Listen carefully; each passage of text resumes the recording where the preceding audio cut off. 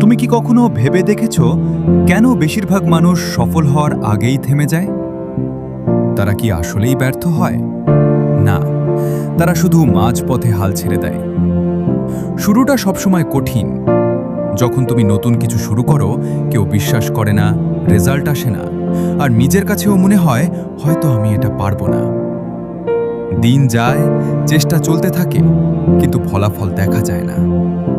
এই সময়টাই সবচেয়ে বিপজ্জনক, কারণ এখানেই মানুষ নিজের স্বপ্ন নিয়ে সন্দেহ করতে শুরু করে। তুমি যতই চেষ্টা করো, যদি সাথে সাথে ফল না পাও, মনে হয় সবকিছু বৃথা। আর ঠিক তখনই তুমি থেমে যাও।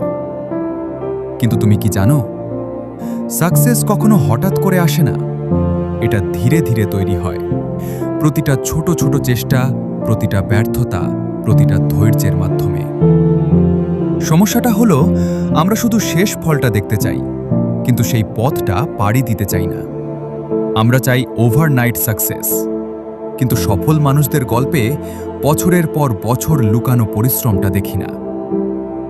যখন তুমি হাল ছেড়ে দাও, তখন তুমি জানতেও পারো না তুমি কতটা কাছাকাছি চলে এসেছিলে।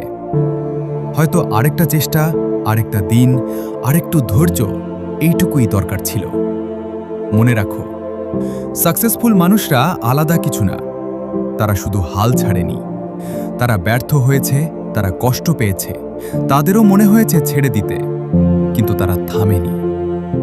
তাই আজ যদি তোমার মনে হয় সব কিছু ছেড়ে দাও, তাহলে নিজেকে একটা প্রশ্ন করো, আমি কি সত্যিই শেষ পর্যন্ত চেষ্টা করেছি? কারণ হয়তো তুমি এখন ঠিক সেই জায়গায় দাঁড়িয়ে আছো যেখান থেকে সাকসেস শুরু হয়।